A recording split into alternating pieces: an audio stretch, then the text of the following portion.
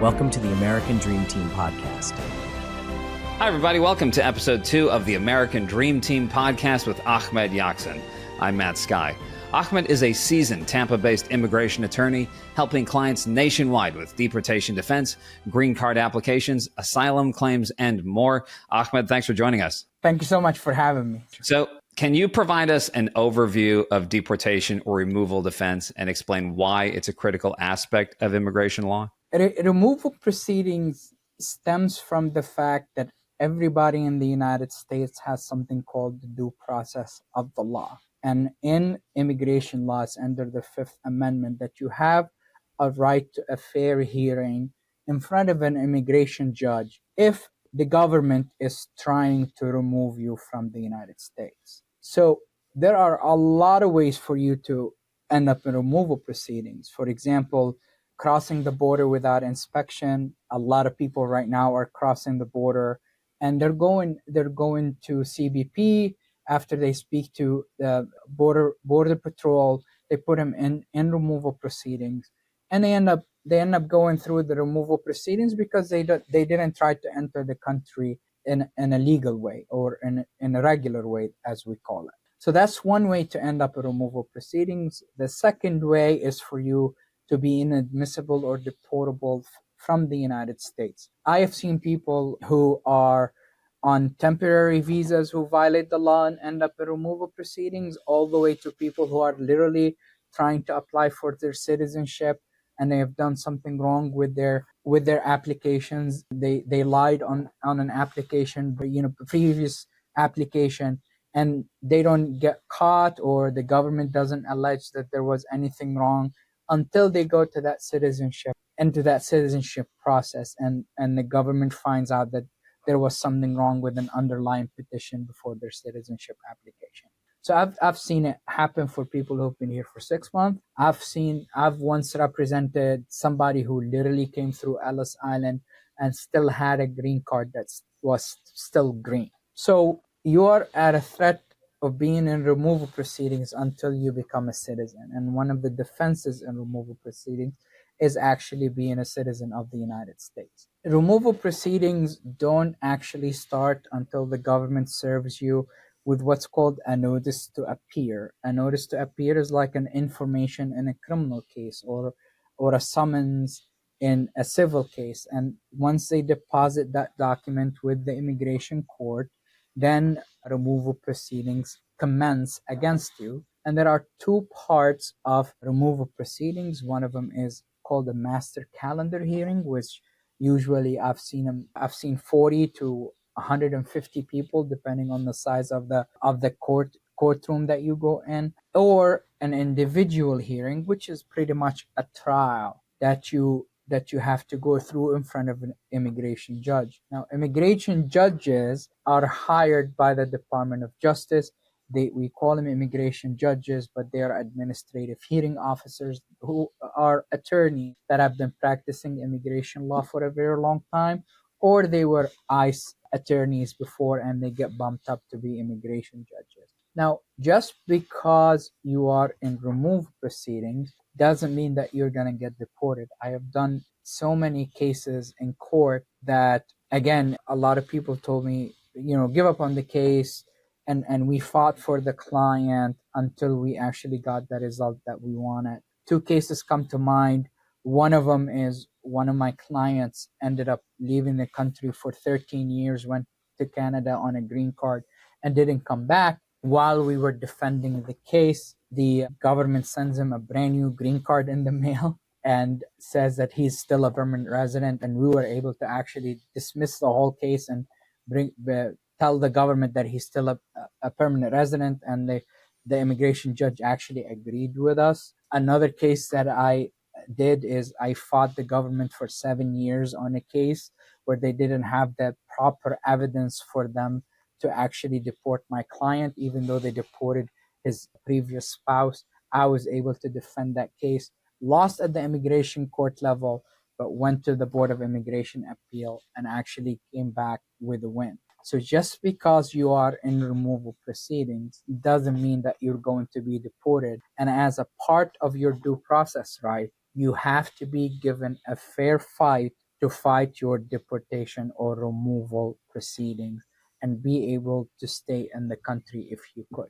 So that's removal proceedings in a nutshell. So you sort of touched on this a little bit, but what initial steps should someone take, or a loved one, if they don't have a loved one, when they get that NTA or notice to appear in an immigration court? Call an attorney or an organization that does removal defense. So there are two types of people who can represent you in removal proceedings. Any attorney who is licensed in any state in the country can actually help you with removal proceedings. Call a lawyer. That is your best bet, someone who's been doing this for a very long time. Actually, the first case that I ever won in 2009 was in removal proceedings, and that actually really solidified my passion to practice immigration law and removal defense too in particular. Or you can hire an organization that's been accredited by the Board of Immigration Appeals to help you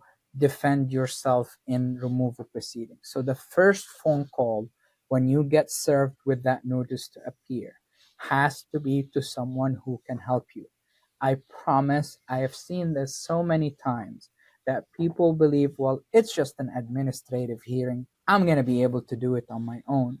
The problem is you're going against some of the best immigration attorneys in the country. And in order for you to win your removal proceedings, you're going to need someone who's done this, who can go to toe with the ICE attorneys who are trying to remove you from the country.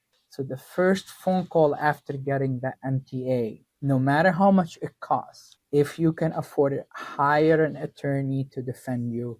They will know your rights better than you do, and you will have a fighting chance of trying to fight a removal order that will separate you from your family and from the life that you've established here in the United States. To that point, can you remember any particular cases where that legal representation made all the difference? I mentioned two cases already. Right now, there's a couple of cases that I have. I remember about 10 years ago, I went down to Miami and I was trying to help a client who was in detention. And I walk in and one of the judges, there's a previous respondent, a detainee, speaking to the judge. And he said, I'm from Cuba. Let me just take the removal order and I'll be okay. I'm never going to get removed. And lo and behold, people are getting deported to Cuba now. So I'm getting a lot of cases where I am trying to help people who are from Cuba, accepted an old removal order, and now the government is actually trying to remove them from the United States. And those are very time-consuming cases because you're trying to go back in time and try to find out how you can help them reopen the proceedings and help them stay in the country. But one of the cases that I am really proud of is one that I mentioned earlier, is a client actually was accused of marriage fraud. He said that the government said that he was married to two people at the same time and he entered in a polygamous marriage. The only thing that the government had is a piece of paper that wasn't even signed, didn't have the name of the person on it, from the U.S. Embassy in his country, saying that he was married to two people at the same time. And we went in, I filed a motion to dismiss in front of the judge, saying that this piece of paper that literally was the linchpin of the government's case should not have been admitted.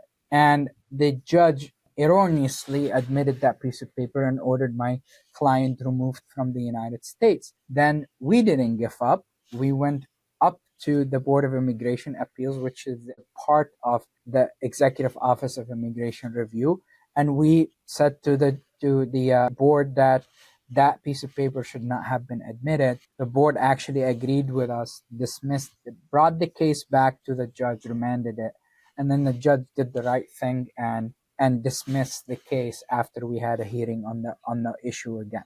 So that case took 7.5 years. And again, I know a lot of immigration attorneys that would have given up that, when they saw what the allegations are. That's why I remember that case until now. It happened about 15 years ago. And I remember it as if I remember the day when we got that final dismissal from the judge, like it was yesterday. The client was very happy and crying, and I remember it because he became a really good friend of mine afterwards too. So that is the fighting in your removal defense case is a very huge part of staying in the United States. And were there any particular strategies you used that allowed you to get that favorable outcome? A lot of immigration attorneys, when they get that notice to appear, they take it like it's the Ten Commandments. It's written by the government. I'm just going to admit to the charges. And unless there's no ethical way for me to actually deny the charges, I never admit to a charge or an allegation in the notice to appear. I have to hold the government to its burden. The government has the burden of proof in removal proceedings. And let me tell you, even though the Supreme Court says that these are civil proceedings, in the last 15 to 20 years, they have become more criminalized. So if you're the attorney and you go and admit to everything under the sun, you are really doing your client a disservice, because you're gonna preclude them from getting a lot of relief under the law that they would be able to get if you don't admit them. In all of those cases that I actually mentioned earlier, I never admit to an allegation unless if I have good basis for me to deny an allegation or deny a charge in the notice to appear. I never admit to it. Have the government prove the issue. Have the government fight to prove that they're right.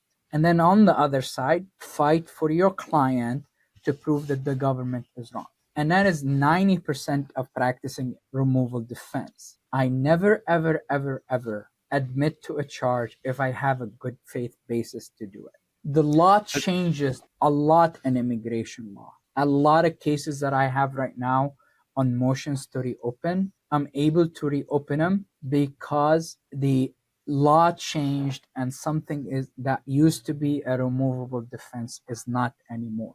And if I were the attorney in the beginning, I would not have admitted to the charges. And unfortunately, some of my clients are at a disadvantage because those attorneys admitted to the charges, but never admit the charge because you don't know what happens down the road. Hold the government to its burden. And that is the biggest thing to do in a removal defense fight. When you're going through these cases, there's a lot of emotion involved. How do you guide your clients through the deportation defense process in that way? I tell them that removal defense is like jumping out of a plane when you're trying to skydive. You're going to have someone, if you're not seasoned in this, you're going to have someone with you holding the parachute and holding you when you're jumping out of the airplane. I am going to be that person holding you and pumping that parachute when you're ready to actually parachute down.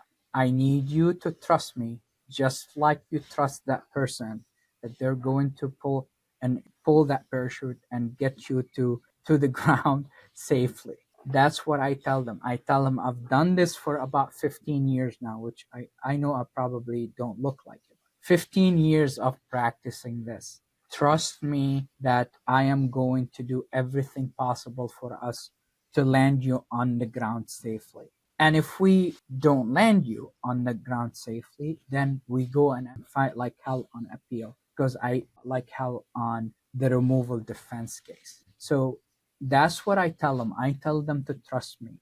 Tell them that I'm going to hold the government to its burden. And that 90% of the time that actually just calms the client down and have them trust me to do the right thing. That is how I have them try to deal with removal defense, which honestly are like death penalty cases, because if you leave the country under a removal order, it's going to be impossible to come back to the United States. It's very hard to come back to the United States. So that the trust that I have with my clients, because I have established that trust from the beginning, goes a very long way to them winning their case. So that's what I tell them. Trust me, and we're going to get through this. I know it's stressful, but I'm here for you anytime you need me. Give me a call and I'll be more than happy to guide you through it. Well, it's a great analogy, and I've actually done skydiving in Tampa, of all places, so I know very well.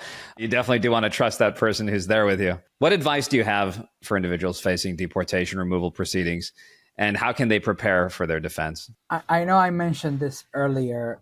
Hire an attorney, hire a seasoned attorney that could help you fight those removal proceedings. Again, you're going through something very, very hard, and you're going through a process that's very emotionally draining, and you're going against some of the best immigration attorneys in the country, and the lawyers that the government hires to remove people are some of the best lawyers in the country when it comes to removal defense. The government spends millions of dollars. So you need to have someone on your side to defend you. When I was getting my green card or moving through the process myself, even though I was an immigration attorney, I actually hired attorneys to do things for me. Because when you are representing yourself, especially in removal proceedings, you're going to get emotionally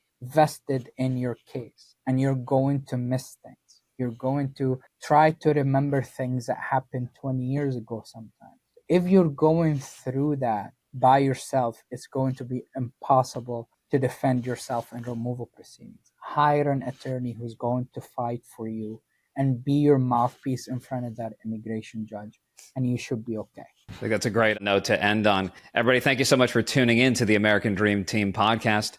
For more information or to schedule a strategy session with Ahmad Yakzan, visit americandreamlawoffice.com or find them on social media. Ahmad, thanks so much for your time today. Thank you so much for having me. I appreciate it. Thanks for watching.